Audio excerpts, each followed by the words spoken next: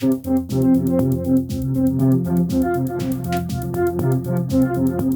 everybody. It's Elizabeth from Elpis Astrology at elpisastrology.com. I hope everyone is enjoying their summer in the Northern Hemisphere. So August is going to be a busy month. I know we've got September as the eclipse season starting, but this is almost a prelude to September. That's how I saw it. And, I always pick a few statements to summarize what I think this month is about. And of course, for August, I picked the portrait of Dorian Gray and then just the word justice. The portrait of Dorian Gray is a story about ostensibly a young man to begin with, who was doing very bad deeds to people and getting away with it. But there was a portrait in the attic that really showed how he became contorted and very ugly as a result of what he was doing. It's actually a very good story. And then justice just remains on its own. There's going to be a lot of justice in August, featuring a lot of laws, featuring various parts of the justice system as well. All right, let's start off with the full moon. That full moon is going to be at 17 Aquarius, 0 degrees on the 9th of August at 12:55 a.m. Pacific Daylight Time. We're going to be having some of the features that are going to be happening at this moon is going to be the fact that we have Venus is going to be widely conjuncting Jupiter in Cancer. That's going to put a nice soft focus on anything that's going to be jarring to some extent, but it'll also put a focus potentially on women and this nurturing role of Jupiter here as well. Now, we've got Mars that's going to be at 1 degree of Libra, will be trining Pluto, and that's a pretty positive thing. It's kind of like taking action to transform whatever you need to transform. But in particular, because Mars is in Libra, I'm thinking there may be an increase in diplomatic relations, but also an increase in transforming the law of some sort, or maybe transforming in a way where the laws were not applied, they now get applied by those in power that hold the laws. Now, that Mars is going to be featuring at this full moon. So we talked about a nice aspect of the trine to Pluto, but we also have Mars opposite Neptune as well as Saturn. So when we look at, first of all, Mars opposite Saturn, this can bring in more irritability. From a positive side, it can actually give you an ability to do really concentrate on things. But this whole idea of maybe having an opposition, like on an individual basis, it might be your boss has something to say to you that you don't necessarily want to act on, or that you feel doesn't apply to you for whatever reason. Now, when we look at Mars in Libra opposite Neptune in Aries, this can actually bring in infections, fevers, that sort of thing. And also, of course, deception. Mars opposite Neptune can bring deception in. I think a lot of these things are going to be playing out on the world stage collectively. But if you do have some of these degree points, so when we're talking about Mars, we're talking about 1 degree of Libra, and then both Saturn and Neptune are kind of 0-1 degree of Aries. We also have this at this time, Uranus is going to be in Gemini, and hey, that's going to be sextiling both Saturn and Neptune. Mars will be sextiling that Mercury, which is going to still be retrograde. And of course, Saturn and Neptune are in close conjunction to each other. Not exact, but the influence is there. The exact is going to be around the 17th of February next year. So we have this Saturn-Neptune sextiling Pluto. And to me, this is kind of a very significant outer planet configuration.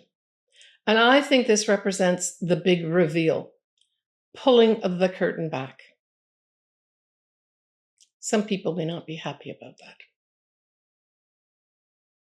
Now, Mars is going to be in Libra most of the month, emphasizing, like I said, anything to do with the law as well as diplomatic type relations. So those may be very active here. And certainly if you do have to yourself, say, get involved in that area of life, this could be very positive, make positive inroads, except for the couple things that I mentioned earlier on here. It will go direct at 4 degrees of Leo on the 11th of August.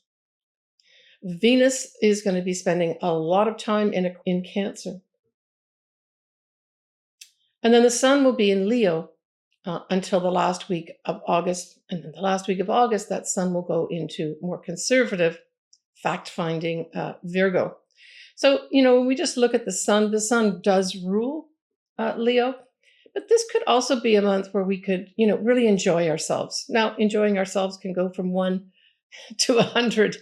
But I would say August could be a month where you could maybe set some stuff in place where you actually enjoy whatever enjoyment is. Maybe just going to the beach, maybe walking by the ocean, maybe going into a forest, maybe just having some friends over for a barbecue. August might be a nice month with that Sun in Leo to do that.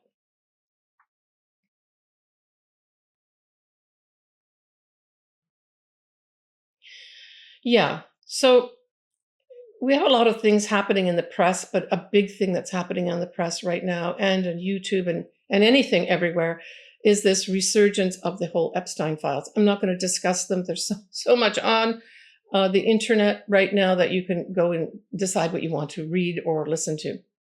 But the person that is still alive in this case, of course, is Gislaine Maxwell, who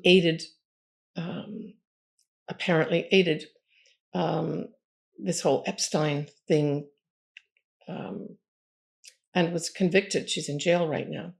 But it's really interesting because I decided just to look at her chart. If you don't want to listen to this part of my forecast or analysis, you can just skip through it. I'm not going to go into anything that she was doing. I'm just going to go into her chart, especially for not only the month of August, which may be very significant for her, but also September, the month of the eclipses. So what I did, I've got her charts here, but you'll see up here, on our screen here, her chart. And what I did was I actually did her progressed chart. She was born in December, latter days of December. And I did from December 2024 progressed chart, which actually carries on to December 2025. And so some of the things that really apply here, say for this particular month of August, is that she's got a few things happening. We talked about the full moon that I've just spoken about is at 17 degrees of Aquarius. Well, her south nodes are at 17, 18 degrees of Aquarius in her 10th house of reputation, social standing, career. What are you doing in your life? And that's about to change. This full moon is going to change that for her. And as conjunct her south node says she's going to be letting go of something. Now, when we look at the new moon, which I am going to discuss next, that new moon is at 0 degrees of Virgo in some minutes. Well, her Uranus, as you can see up here, is at 0 degrees of Virgo in her 4th house of home and family. So there's going to be a new start in some way for her, an unexpected new start, as that new moon conjuncts her Uranus. And in the 4th house, it says a new moon with regards to where she lives.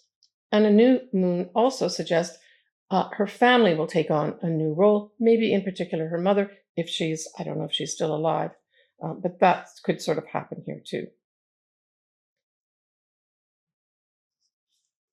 Yeah, and I looked at some of the other configurations for September.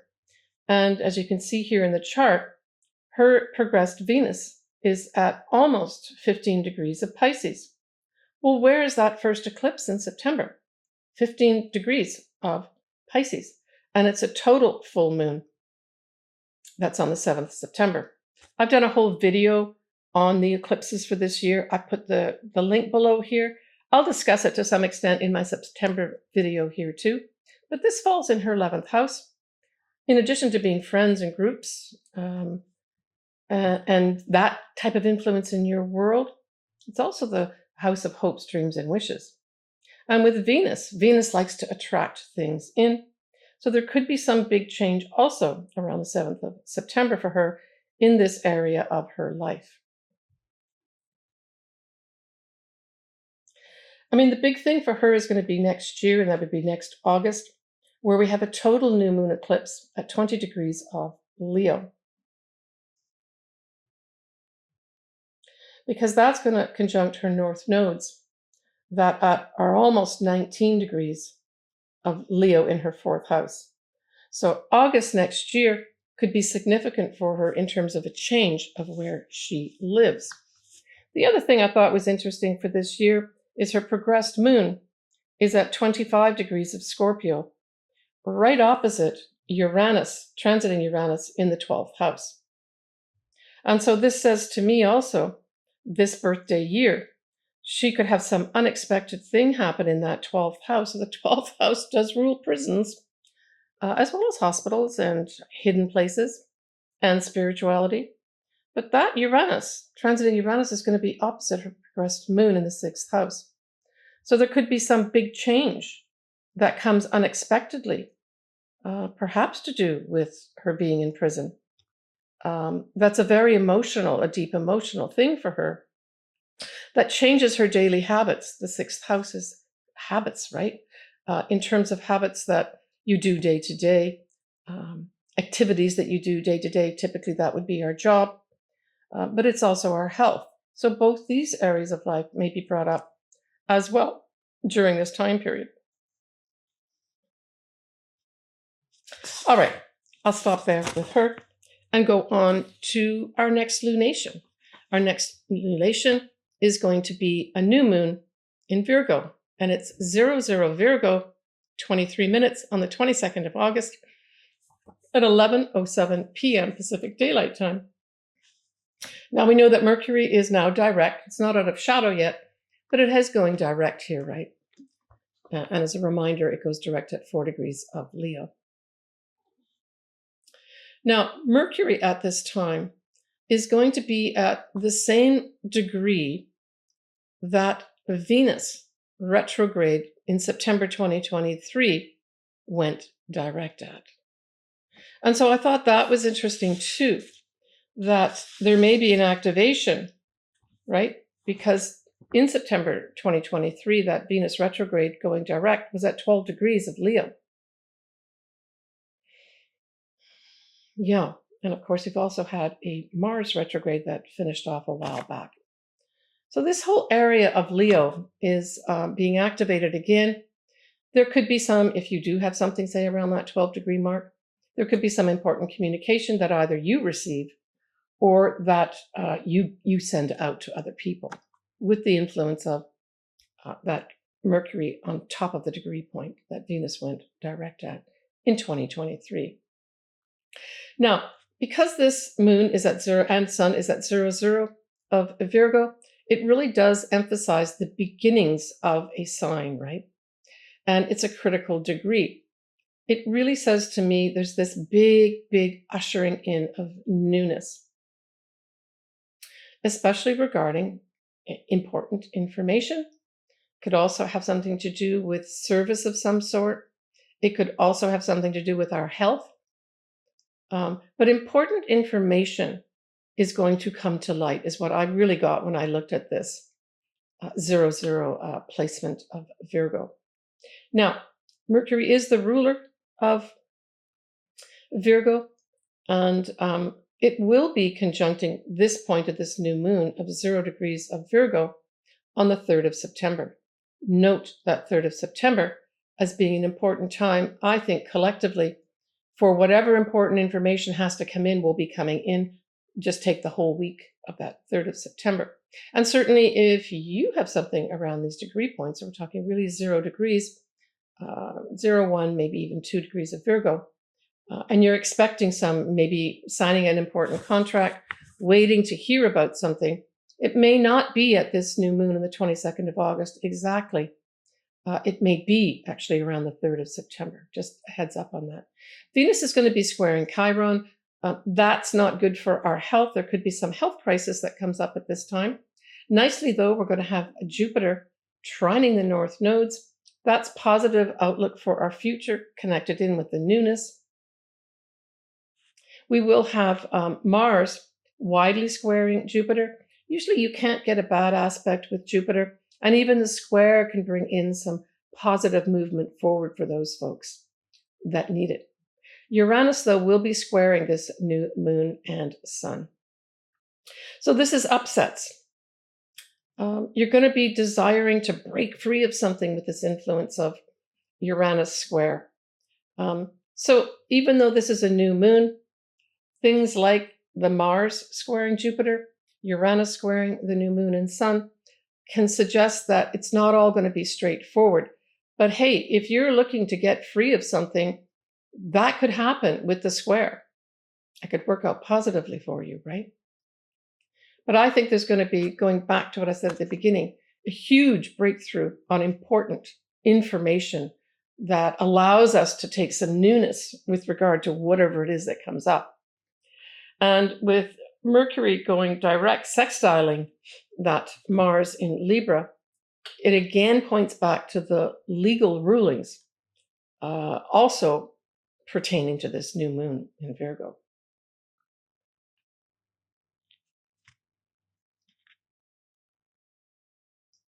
Now, Mercury will be conjuncting the full moon in Leo and opposing the moon in Aquarius on the 26th and 27th of August. So we then talk about Mercury conjuncting the sun that was opposite the full moon in Aquarius. And then, of course, opposite the actual full moon that I spoke about at the beginning of this video, activating that whole full moon, whatever came up, towards the beginning of August. And like I said, that's going to be on the 26th, 27th of August. More information comes in. So I would say that, to me, this month of August, the feature type things here, the planets, are really the personal planets. And in particular, Mercury and Mars are going to be operating here to make things happen, to bring things to light. So there may be a little frustrations, but also you could break free maybe of some things that have been holding you back. And in some cases, maybe holding you back for your whole lifetime. They're going to pounce forward here, right? I'm just going to mention my appearances again that I'm going to be having at San Diego Astrological Society here in San Diego. I'll put the links below here in the text box, but I will be attending a volunteer event. It's called a bazaar, where they have all these types of astrologers, tarot card readers, anyone in the metaphysical arts coming in to volunteer their time. And you, the public, can come in, pay a very small fee, and access all these people during an evening. Usually it starts around 7 in the evening, and that'll be in August. But again, I'll put the links here below so you can get a better idea. Would love to see everybody. I'll be giving my lecture on decans. That'll be in September. I will record it, though, as I said last month, and post it for you if you can't get down, but it'd be great to see you. Now, when we look at this, the peak into September, of course, now we're starting into eclipse season month, which, like I said earlier, I think August is going to be a prelude to what September is going to give us. And what is it going to give us? It's going to give us that total full moon at 15 of Pisces. The new moon will be at that critical anaretic degree of 29 degrees Virgo, and Uranus will go retrograde in Gemini. Talk more about that next month. So when we look at maybe some people that may be in our world that are affected by that Mercury retrograde going direct at 4 degrees of Leo, and, you know, I've spoken about Leo representing royalty to some extent, right? Literally. And I looked at both Prince Charles and Queen Camilla's chart. And it's interesting because they have kind of parallel things in their chart, not everything, but in particular their ascendant, both their ascendants are in Leo. And we've got King Charles has his at 5 degrees, and Camilla has hers at 4 degrees. This really suggests that they will both be giving some kind of joint statement about some aspect of their life. The ascendant really says, I need to, and Mercury on top of it going direct says, we've given a lot of consideration to something and we want to tell you something as a joint statement. So expect something like that, sometime after Mercury goes direct on the 11th of August. But the other royal person that has something going on here is actually Charlene of Monaco. Her Sun and Venus in Aquarius and her 10th house also has this, and it also widely conjuncts her Mars in the 4th house of home. So this 4 degree of Leo opposes her Sun and Venus, but conjuncts her Mars. It suggests two things. She's going to get an opportunity to change her home in some way, but also to change her reputation, her social standing, and potentially her career. So I just thought that she may be making an announcement too. Well, good luck to all of them. So moving on to look at your individual sun sign and or ascendant, I suggest you look at your ascendant first to get the area of your life that may be affected, and then look at the sun just to get maybe some extra information. Observe what happens over the month of August, and then make adjustments as you feel is appropriate. But it's whatever resonates with you, right? So Capricorn, that full moon in Aquarius falls in your 2nd house. Now, a direct translation would be there's some ending with regards to an income that you have coming in.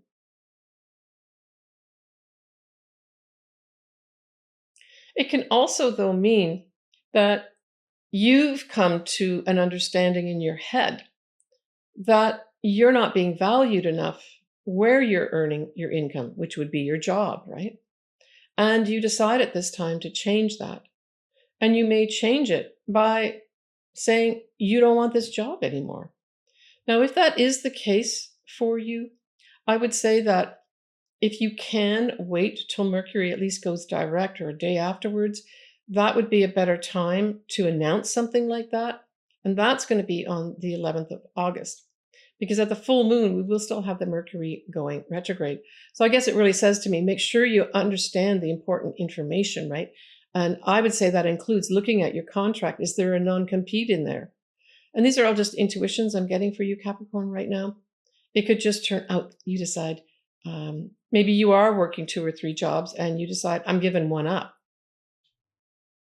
Or maybe you're not earning enough at that YouTube channel with all the effort you're putting in, and you just decide to change it up, either to leave it or to maybe collaborate with other people.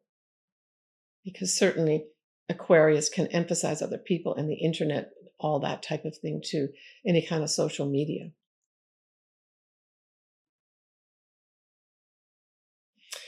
Now, that Mercury going direct on the 11th of August at 4 degrees of Leo is in your 8th house.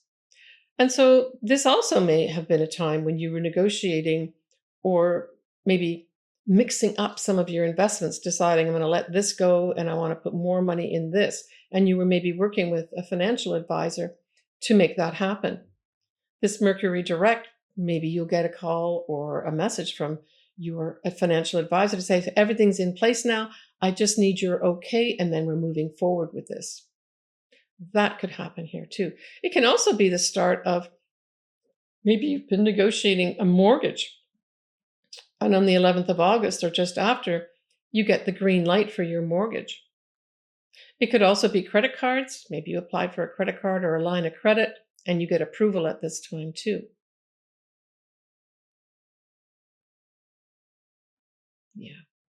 Now, when we look at that new moon in Virgo, Capricorn, well, that's a fellow Earth sign. So it trines you. That's beaming favorable energy. We want to make this all happen for you.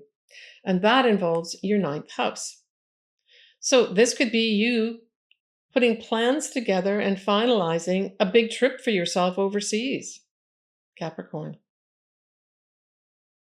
The 9th house is also For those trying to publish something, this could be you've got all your important facts lined up and boom, they say, yes, we'd like to publish whatever you have.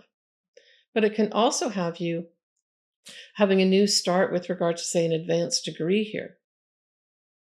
This can also be very positive for you in a new start in a legal matter, in a very, very positive way. With the influence of Virgo, it says make sure you have the important facts, not just any facts that you want to make a new start with here. A new leaf in that area you turn over, right? But I think for me, travel seems more important. And the Virgo part says you put together all these important facts and information about where you want to go, and the opportunity comes up to go traveling. Yeah. Take care, Capricorn. All right, everybody. Thanks for joining me today. I appreciate it. I hope we all get an opportunity in August to have some fun. That's what I'm left with here. And to maybe let things, not take things so personally and let things fall off our shoulders a bit and say, let's look for some situation here where I can enjoy myself in this month of August. We've got September as a big eclipse month. I've already discussed a little bit about that. But I do have my video here below if you would like to listen to the actual eclipses I discuss in detail, and I go into your ascendants and sun signs too. September's next. Stay tuned. Take care of yourself. I'm always interested in doing your chart, and I always love to hear from you in the comments. Please take care, and lots of love sending your way. Bye for now.